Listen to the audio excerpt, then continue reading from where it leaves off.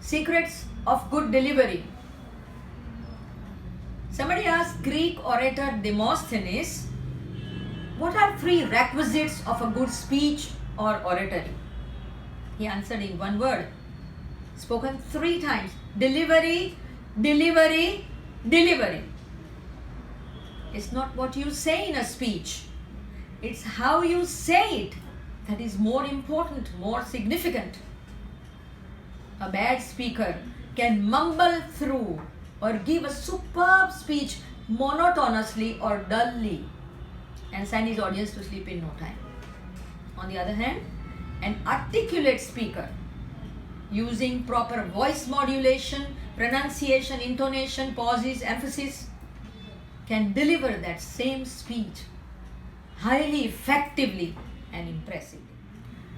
Let's look at the text on the secret of good delivery. 6 communication skills and adjectives are presented here.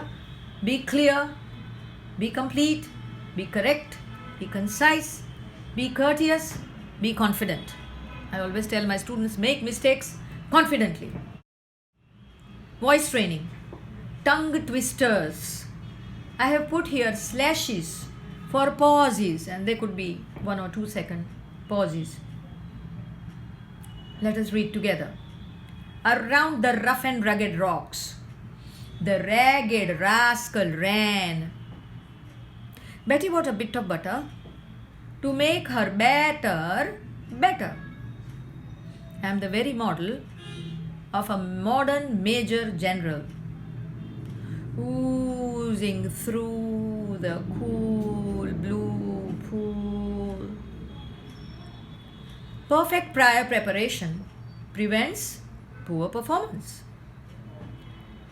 She sells seashells on the seashore. Shoes and socks shock my shy sister. Peter Piper picked a peck of pickled pepper. Where is the peck of pickled pepper? Peter Piper picked. The tongue twisters are extremely helpful in case you have a problem with a particular letter or sound, and you should practice those 50 times a day or so. Powerful delivery. Point number 1. Stress important words, subordinate unimportant words.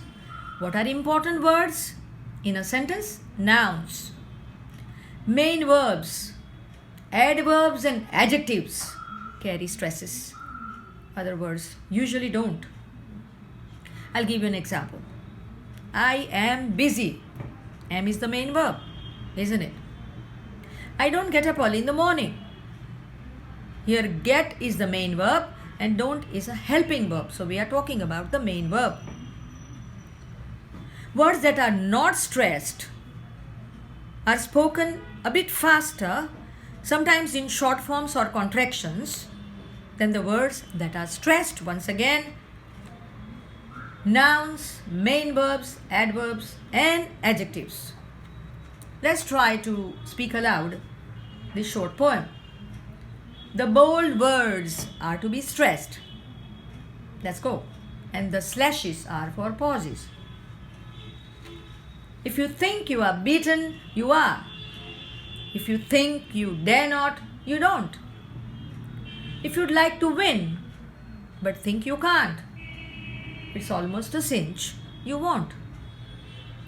Life's battles don't always go to the stronger or faster man, but sooner or later, the man who wins is the one who thinks he can.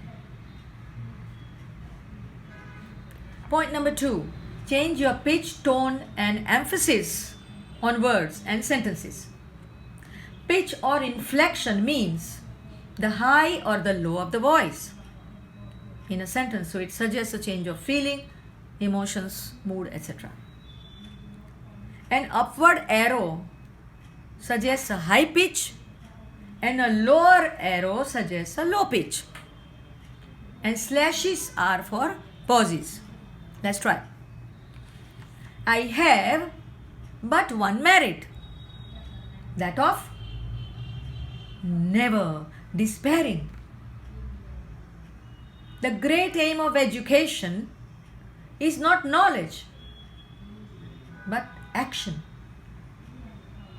Let's talk about tone. A tone is a variation of voice in pitch, loudness, and mood. Try to speak no in 6 different tones. Number 1, meaning definitely not. Will you lie for me? No, definitely not. Have you completed your homework? No, the student says, saying, I'm afraid I haven't. The teacher is surprised and shocked and maybe a little angry and says, no, I don't believe it. Yesterday was the deadline for submission and you still haven't done the work. Suppose your friend or friends tempt you, lure you to go on a long drive and have fun in town, and you have a lot of other work to do, your homework to complete. So what will you say when they offer you? No. But you don't have the strength of conviction.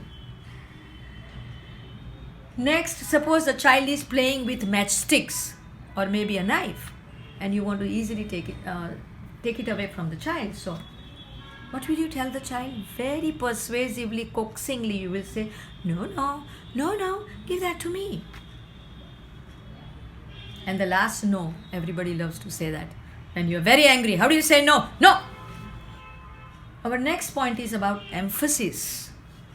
Depending on which words do you emphasize in a sentence, the meaning changes drastically. Let's try these 4 sentences, putting our emphasis on the bold words and see how the meaning changes. President Ramnath Kovind walked down Janpath today. President Ramnath Kovind walked down Janpath today. That is the news. President Ramnath Kovind walked down Janpath today. He walks in the Rose Garden every morning, but Janpath? President Ramnath Kovind walked down Janpath today. Today is his first day of office and he did it today. Number 3, vary the speed of speaking. Emphasize words and phrases that are of paramount importance. Pause before and after such important words and phrases to highlight them.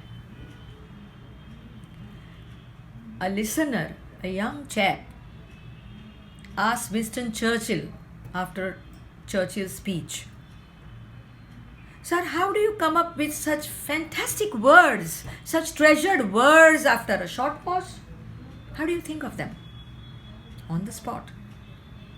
The seasoned speaker replied smugly, practice, my boy, practice.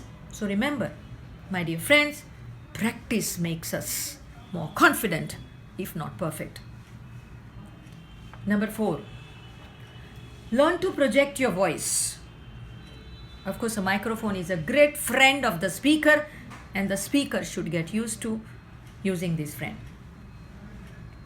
If you want to open up your voice, take a poem or passage and go to the longest terrace, longest room, longest open space available, anywhere from 30 to 50 feet long, and speak aloud to the farthest railing, farthest wall, farthest tree, imagining your audience sitting there. Amazingly, when you see or look at that distance, the eyes amplify and carry your voice also farther. That's an amazing fact. Point number 5, pause before and after important ideas. Let's learn how to do that with a little practice. One warning: don't pause after a preposition or an article. For example, a bad pause will be, he was fond of ice cream.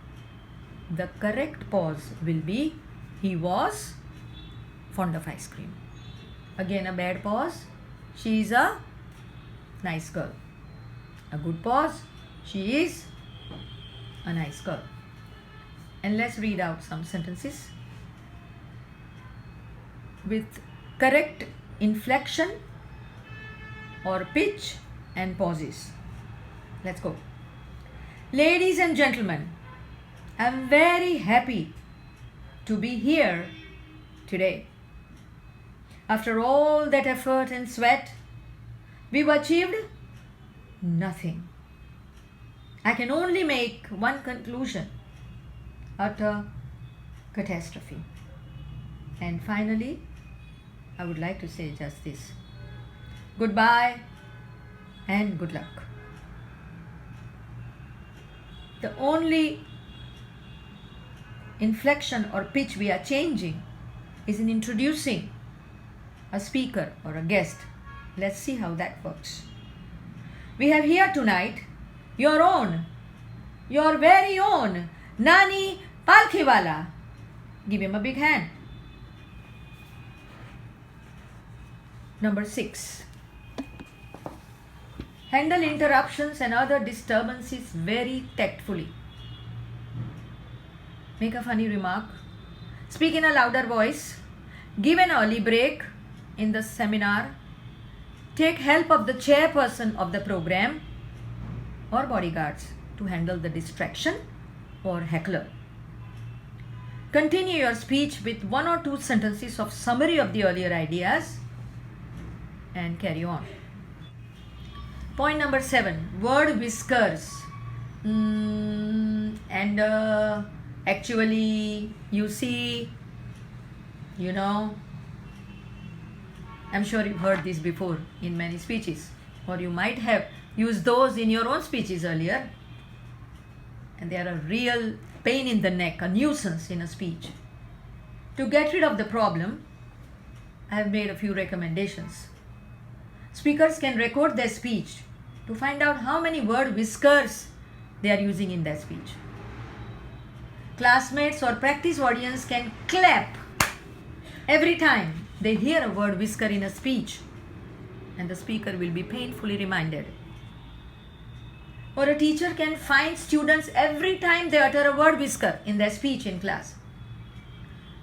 Or ask students to put a tight rubber band on their wrist and pull it every time they use a word whisker. It's painful, isn't it? Let us summarize all the 7 points of the secret of good delivery. Number 1, stress important words, subordinate unimportant ones. Only stress nouns, main verbs, adjectives, adverbs. Change your pitch, tone and emphasis in a speech. Number 3, vary the speed of speaking.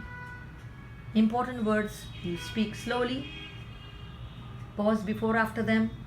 Unimportant words you can speak faster. Learn to project your voice.